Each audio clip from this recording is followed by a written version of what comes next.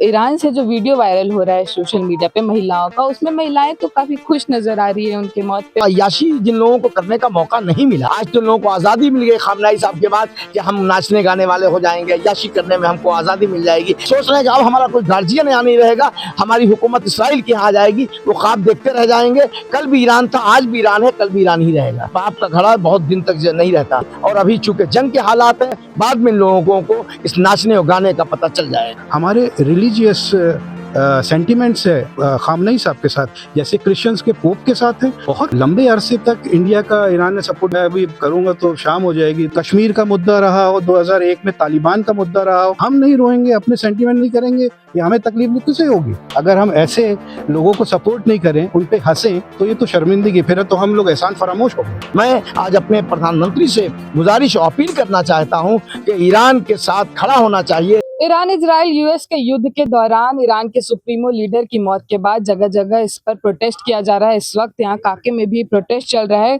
कई लोग जो है सिया समुदाय के इसको लेकर प्रोटेस्ट कर रहे हैं, भावुक हैं। क्या कुछ कहना चाह रहे हैं, क्या कुछ कहेंगे इस मामले में? देखिए, इस हुसीर काके में जो है ये प्रोटेस्ट जो है वो अमेरिका इसराइल के विरुद्ध है, और यहाँ पे कोई शिया सुन्नी की बात नहीं है।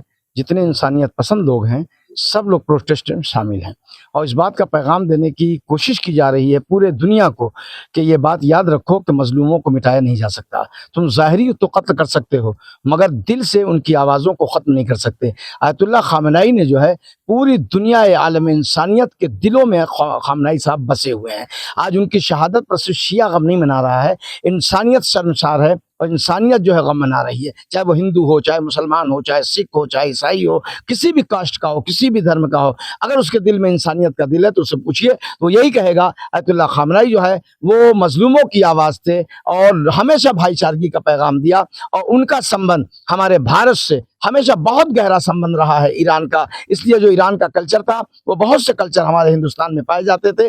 मैं आज अपने प्रधानमंत्री से गुजारिश और अपील करना चाहता हूं कि आप कम से कम इसमें जो है ऐसी भूमिका निभाएं जिससे पूरे देश को, पूरी दुनिया को ये संदेश जाए कि जैसे भारत गंगा जमुनी तहजीब का ये गुलदस्ता है और अमन का गहवारा कहलाता है, तो भारत वाले हमेशा अमन का पैगाम देते हैं, जंग का पैगाम नहीं देते। लिहाजा मैं गुजारिश करना चाहता हूं कि ईरान के साथ खड़ा होना चाहिए। इसलिए ईरान मजलूमों का हामी है और हम सब मजलूमों की हिमायत करते हैं। आप बोले बहुत भावुक, क्यों? ईरान से जो वीडियो वायरल हो रहा है सोशल मीडिया पे महिलाओं का, उसमें महिलाएं तो काफी खुश नजर आ रही है उनके मौत पे, पर भारत में देखा जाए तो आप लोग को लगातार देखा जा रहा है भावुक नजर आ रहे हैं। इससे पहले भी जब आए थे तो बहुत भावुक नजर आ रहे थे। देखिए, सबसे बड़ी बात यह है कि अच्छे और बुरे हर जगह होते हैं। क्या हम हिंदुस्तान में रहते हैं, हिंदुस्तान में क्या गंदे लोग नहीं हैं, खराब लोग नहीं हैं, नाचने गाने वाले लोग नहीं हैं? तो जिनके ऊपर ये होता है कि वाकई इन पर सख्ती की जाए, तो उनको तो अय्याशी जिन लोगों को करने का मौका नहीं मिला। शाह रजा पहलवी, मोहम्मद ये रजा शाह पहलवी क्या करता था? अय्याशी करता था, और उसके अय्याश करदा औलादें आज भी ईरान में हैं, मगर ईरान ने उसको दबाने की कोशिश नहीं किया। अगर दबा दिया होता, खत्म कर दिया होता, तो एक भी ईरान में न मिलते। आज तो लोगों को आज़ादी मिल गई खामेनी साहब के बाद कि हम नाचने गाने वाले हो जाएंगे, अय्याशी करने में हमको आज़ादी मिल जाएगी। उस वजह से वो खुश हो रहे हैं, वरना खामेनी साहब के शहादत तो नहीं खुश है, बल्कि वही सोच रहे हैं कि अब हमारा कोई गार्जियन यहाँ नहीं रहेगा, हमारी हुकूमत इसराइल की यहाँ आ जाएगी, वो ख्वाब देखते रह जाएंगे। कल भी ईरान था, आज भी ईरान है, कल भी ईरान ही रहेगा। तो जो लोग, जो महिलाएं हैं जिनका वीडियो वायरल हो रहा है, जो खुशी मना रही है, उनको क्या कहना चाह रहे हैं? उनको ये संदेश देना चाहते हैं कि आप ये बात, ये पाप का घड़ा बहुत दिन तक नहीं रहता, एक न एक दिन भर जाता है तो उसका खात्मा होता है। आज ऐसा नहीं है कि खामेनी साहब मर गए तो ईरान से मजहबियत खत्म हो गई और इस्लामियत खत्म हो गई, कल भी थी और आज भी रहेगी। और अभी चूंकि जंग के हालात हैं,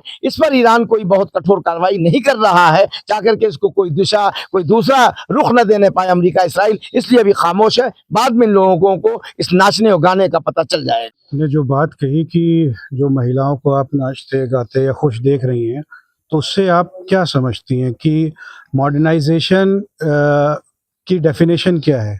ईरान में, मैं ईरान गया हूँ, ईरान में they have ladies pilot, they have ladies doctor, education इसमें है। मॉडर्नाइजेशन का मतलब ये ज़रा सा भी नहीं होता कि हम मिनी माइक्रो कपड़े पे या किसी चीज़ पे उसको देख के हम मॉडर्नाइजेशन डिसाइड नहीं कर सकते। ये मॉडर्नाइजेशन डायरेक्ट डील करता है आपके इंटेलेक्ट से।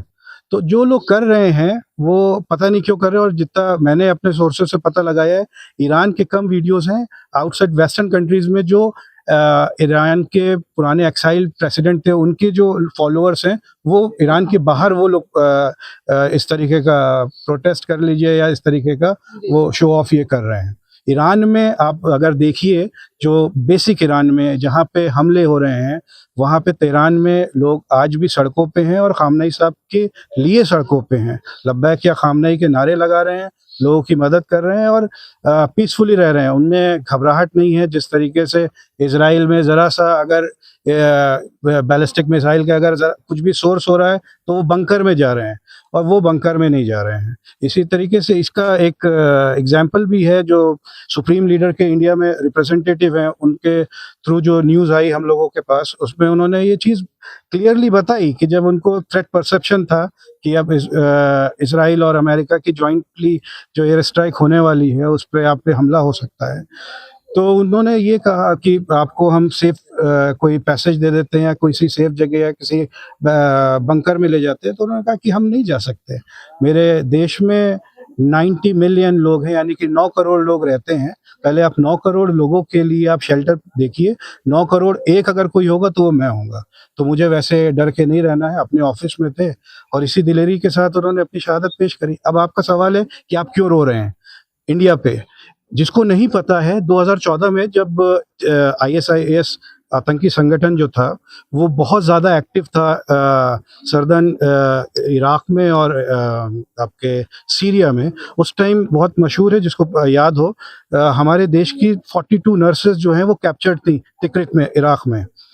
ईरान के IRGC guard, since you are also a lady, आप ये चीज़ अच्छे से समझ सकती हैं। IRGC के कमांडर थे उस टाइम कासिम सुलेमानी। उनका भी 2020 में इराक के बगदाद एयरपोर्ट पे इसने अमेरिका ने असैसिनेट करा। उन्होंने इराकी कुछ फोर्स के साथ मिलके उनको, उन नर्सों को, हमारी बेटियों को आज़ाद कराया, मोसल भेजा और फिर इंडिया भेजा। तो ये एहसान है हम पे, हम बीइंग इंडियन पे ईरान का। अगर हम टफ टाइम में अगर नहीं खड़े होंगे ईरान के, तो फिर कब खड़े होंगे। हाँ, दूसरी बात, हाँ, एक और वजह है हमारे सेंटिमेंट्स की। हमारे रिलीजियस सेंटिमेंट्स है खामनेई साहब के साथ, जैसे क्रिश्चियंस के पोप के साथ है इंटरनेशनली, क्योंकि पोप कोई एक बाउंड्री पे तो नहीं है, वो तो वेटिकन सिटी में रहते हैं, लेकिन उनके मानने वाले तो पूरे वर्ल्ड वाइड में रह रहे हैं। वैसे ही वो तेहरान में रहते थे या ईरान में रहते थे, उनके मानने वाले खामनेई साहब के बहुत वर्ल्ड में रह रहे हैं, इसलिए हमारे रिलीजियस सेंटिमेंट्स हैं।